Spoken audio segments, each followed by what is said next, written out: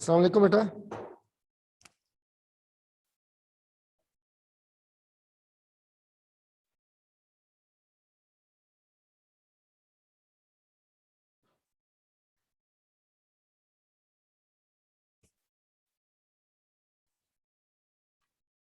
अस्सलाम वालेकुम।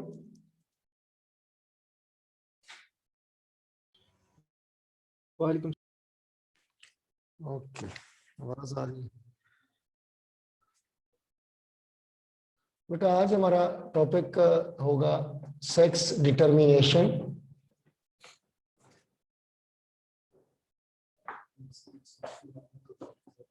ठीक,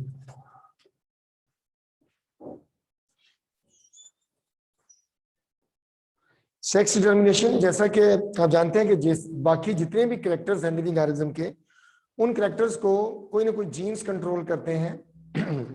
जैसे आप कहते हैं किसी भी ऑर्गेनिज्म का जो स्किन कलर है, या किसी ऑर्गेनिज्म का जो ब्लड ग्रुप है, या किसी ऑर्गेनिज्म के जो मॉर्फोलॉजिकल अपेरेंटली कैरेक्टर्स हैं, या उसकी बॉडी में जो एंजाइम्स हैं, उसकी बॉडी के जो फीचर्स हैं, वो सारे वो जीन्स कंट्रोल करते हैं। तो ये एक कंसेप्ट था कि शायद किसी भी लिविंग ऑर्गेनिज्म के जो सेक्सुअल रिप्रोडक्शन के लिए जो ऑर्गन्स हैं, या सेक्सुअली रिप्रोडक्शन में इस्तेमाल होने वाले जो स्ट्रक्चर्स हैं, they may be also controlled by some genes, और जो है वो मेल और फीमेल में मौजूद होंगे। लेकिन मेल और फीमेल के अंदर जो किसी भी ऑर्गेनिज्म के जो एनाटॉमिकल और फिजियोलॉजिकल डिफरेंसेस हैं, उनका बैकग्राउंड क्या था? क्या वो सिर्फ जीन्स पर डिपेंडेंट था, या वो जीन्स भी किसी स्पेसिफिकली एक क्रोमोसोम से लिंक थे? ये first time Thomas Hunt Morgan से हमें ये इंफॉर्मेशन मिलती है। थॉमस हंट मॉर्गन के जो एक्सपेरिमेंट्स हैं, Thomas Hunt Morgan a great geneticist, उसके जो एक्सपेरिमेंट्स हैं they were on drosophila. Drosophila एक fruit fly, drosophila मेलानोगैस्टर,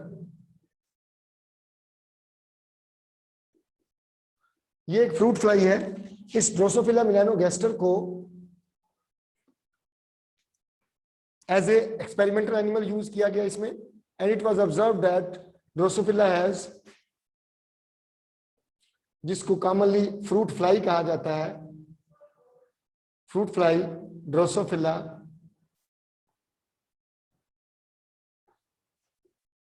has 4 pairs of chromosomes. 4 pairs of chromosomes. First three pairs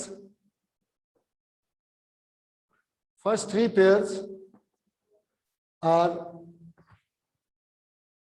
homologous in both male and female Drosophila, यानी कि mail और female Drosophila दोनों में जो पहले 3 पेयर हैं क्रोमोसोम्स के, वो होमोलोगस थे। But 4th pair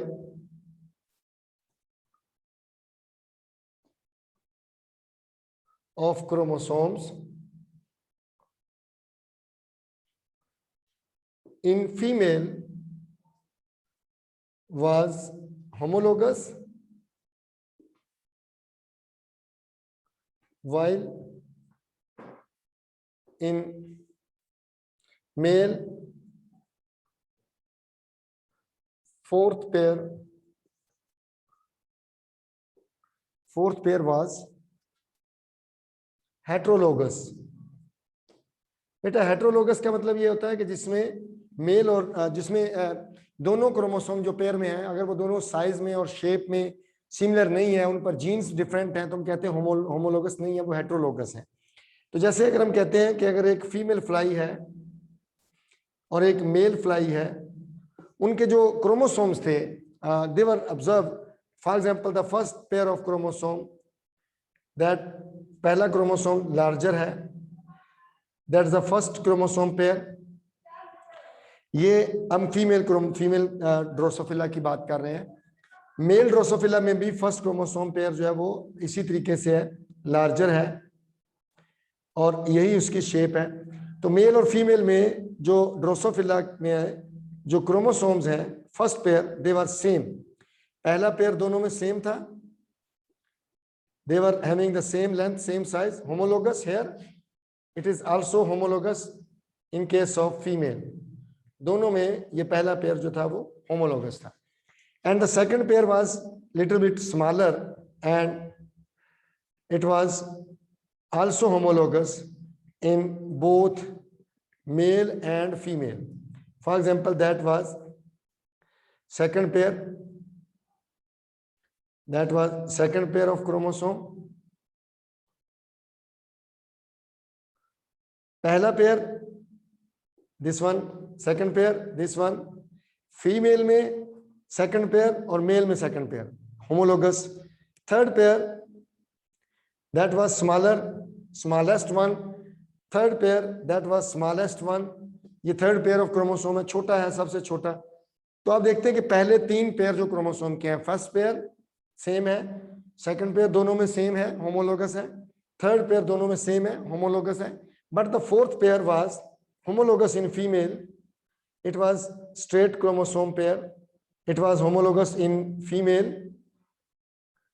but it was heterologous in male. Male में एक क्रोमोसोम तो बिल्कुल उसी जैसा है जैसा फीमेल में है, दैट वन, जबकि दूसरा क्रोमोसोम तो वो स्मॉलर भी था और थोड़ा सा कर्व भी था. तो that Y it was called as XX. इसको कहा गया ये XX है. That was called as XY. That was XX क्योंकि दोनों क्रोमोसोम सेम थे and that was called XX. तो यूं इससे ये क्लियर हुआ कि किसी भी ऑर्गेनिज्म के अंदर, खासतौर पर जब ड्रोसोफिला में ये पता चला कि किसी भी सेक्सुअली रिप्रोड्यूसिंग ऑर्गेनिज्म में जो उसके मेल या फीमेल होने का जो अपीयरेंस है या उसकी जो मॉर्फोलॉजी है, that is controlled by some chromosomes. तो इसीलिए जो पहले तीन पेयर हैं क्रोमोसोम्स के, these three pairs of chromosomes, these three pairs of chromosomes were called autosomes. They were called autosomes. इनको ऑटोसोम्स कहा गया. They were called autosomes because they were controlling the other characters other than the reproductive character, other than the sexual characters, other than the gender characters. And this one pair was called as sex chromosomes. इनको sex chromosomes कहा गया. यानी किसी organism के mail या female होने की जो डिटर्मिनेशन है कि वो मेल होगा या फीमेल होगा, that was controlled, that was determined by the sex chromosomes.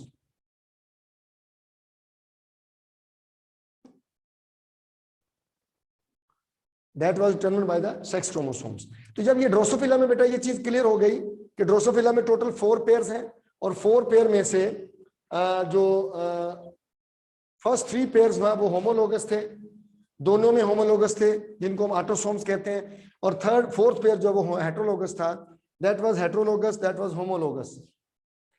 Was homologous because they were similar in size and shape, and that was heterologous because that is a larger and the long chromosome as compared to this one which is curved one and the smaller one, it was called XY.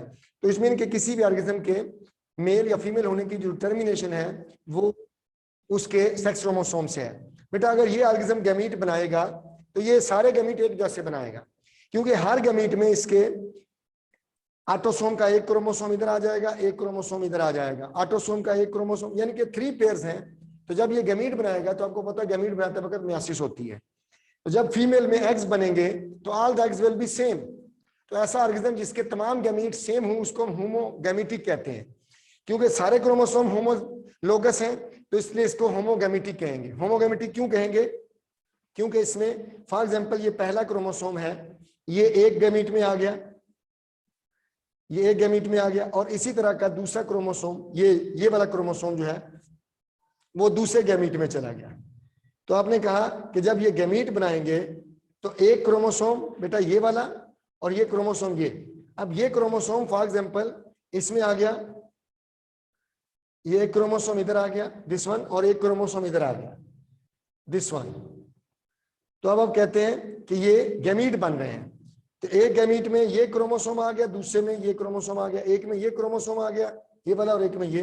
इस तरीके से एक chromosome इसके पास आ गया, एक chromosome इधर आ गया, इधर एक क्रोमोसोम आ गया, इधर एक क्रोमोसोम आ गया। तो अब आप देखें कि यहाँ पर ये एक गैमीट है, ये एक एग है जिसमें 4 क्रोमोसोम्स हैं, ये एक एग है जिसमें 4 क्रोमोसोम है। दोनों क्रोमोसोम में ऑटोसोम्स है और साथ में एक्स है, ऑटोसोम्स है और साथ में एक्स है।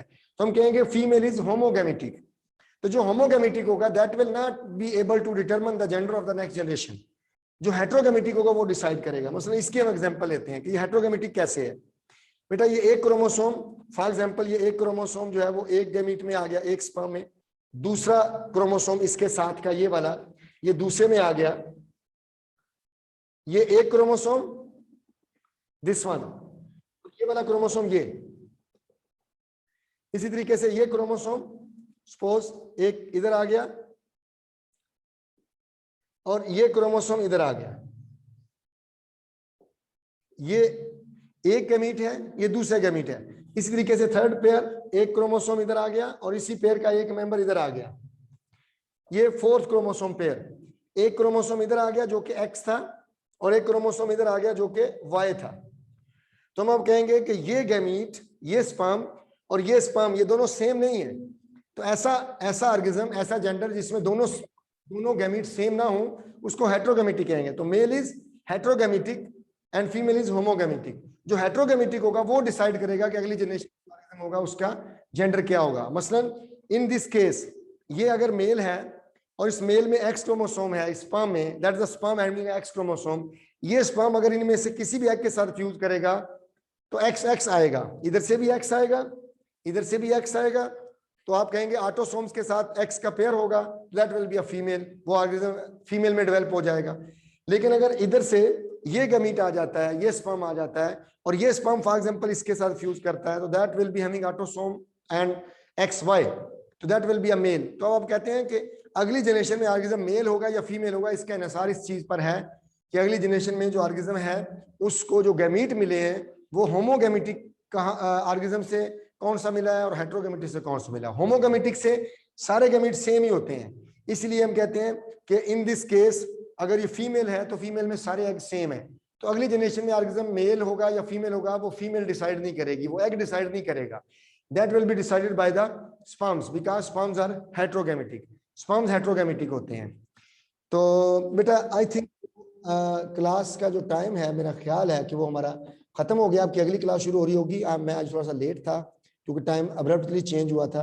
तो अब आप अगली क्लास में जाएंगे, मैं अपनी नेक्स्ट क्लास में चला जाऊंगा, फिर कल इंशाल्लाह अपने प्रॉपर टाइम पे क्लास होगी। अल्लाह हाफिज।